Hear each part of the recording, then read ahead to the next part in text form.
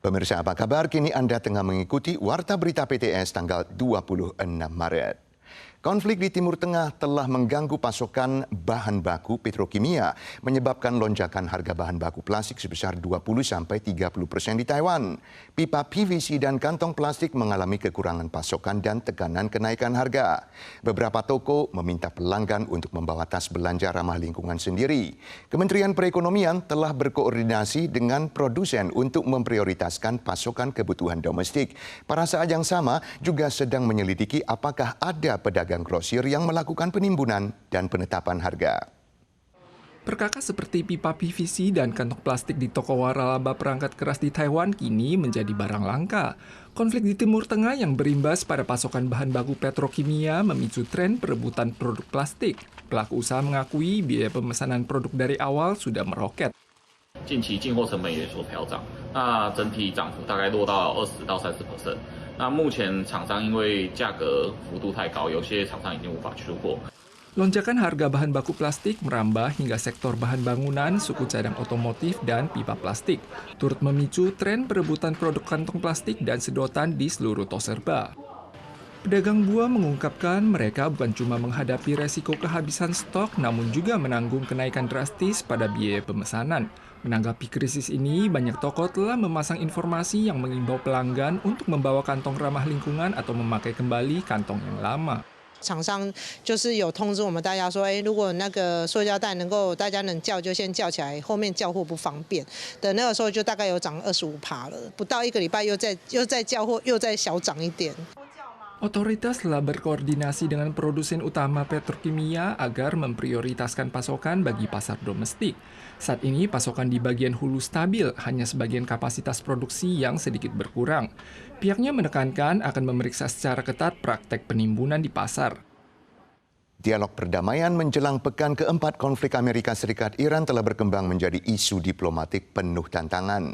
Presiden AS Donald Trump kemarin mengklaim bahwa meski bersikap keras secara verbal, secara pribadi Iran sangat menginginkan perdamaian. Menteri Luar Negeri Iran segera membantah di televisi pemerintah dengan tegas menolak 15 tuntutan Amerika dan mengajukan 5 tuntutan balasan, termasuk ganti rugi perang.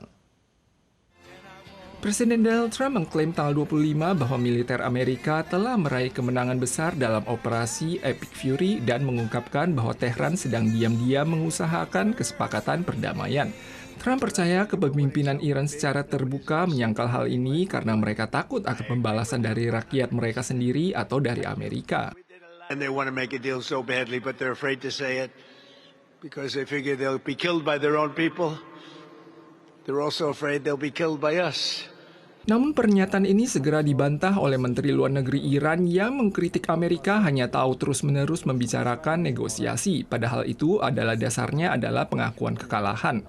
Menurut Iran, Amerika telah menyampaikan 15 tuntutan melalui negara-negara sekutu seperti Pakistan dan Mesir, tapi ini hanyalah pertukaran informasi, bukan negosiasi.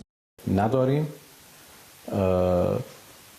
تا الان هیچ مذاکره هم صورت نگرفت.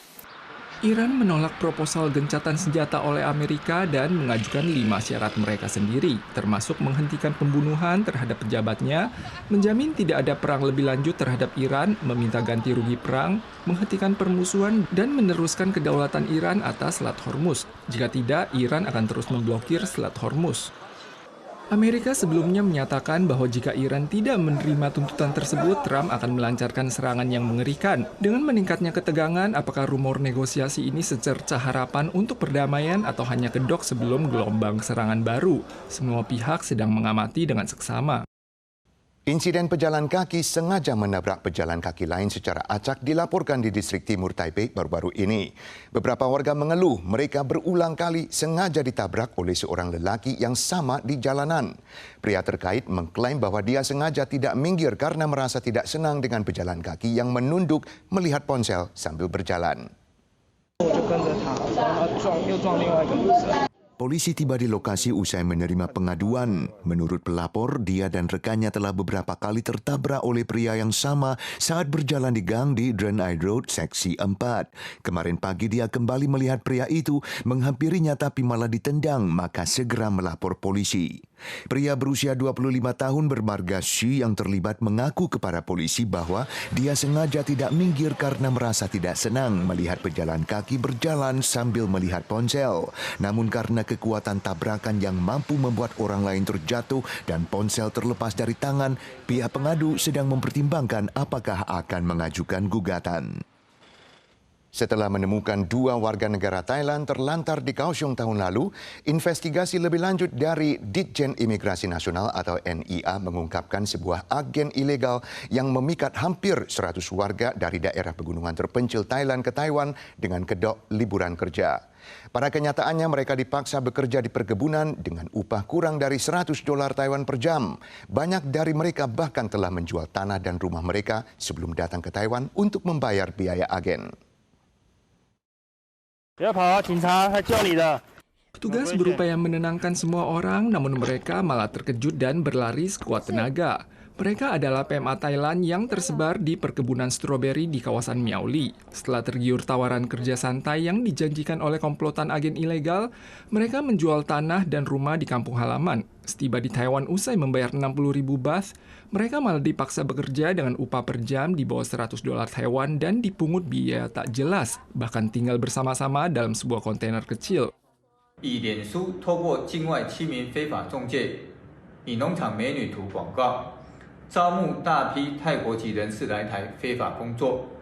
但受害人来台后，不仅被当成商品，还遭拍照上传，提供各个非法雇主挑选。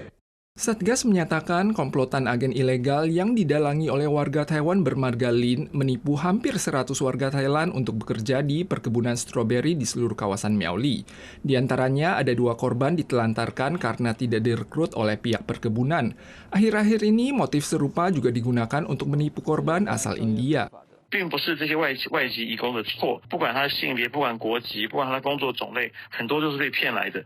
Selain meningkatkan upaya pemberantasan, pemerintah juga diimbau untuk menjatuhkan hukuman berat kepada para agen dan operator ilegal sebagai tindak lanjut yang efektif. Wisatawan ke Hong Kong harus lebih berhati-hati. Revisi Undang-Undang Keamanan Nasional Hong Kong baru-baru ini telah memberikan kekuasaan yang lebih besar kepada polisi, memungkinkan mereka meminta kata sandi untuk ponsel, komputer, dan perangkat lain milik warga. Penolakan dapat berakibat hukuman penjara hingga 1 tahun. Dewan Urusan Daratan atau MAC mengingatkan masyarakat untuk menilai risiko dengan cermat sebelum menuju Hong Kong. Pemerintah Hong Kong tanggal 23 mengumumkan revisi pasal 43 UU Keamanan Nasional yang berlaku segera, memberi kekuasaan kepada polisi untuk meminta kata sandi untuk ponsel, komputer, dan perangkat lain milik warga. Penolakan atau memberikan informasi tidak sesuai fakta dapat berakibat hukuman penjara hingga 1 tahun dan denda sebesar $100.000 Hong Kong. MAC mengingatkan risiko bepergian ke Hong Kong mungkin terus meningkat. Masyarakat hendaknya menilai situasi dengan cermat sebelum berangkat. Sementara para pakar berpendapat langkah ini menunjukkan ruang demokrasi dan HAM di Hong Kong semakin menyempit. Pemirsa, sekian Warta Berita dari PTS. Kita sua lagi di lain kesempatan. Sampai jumpa.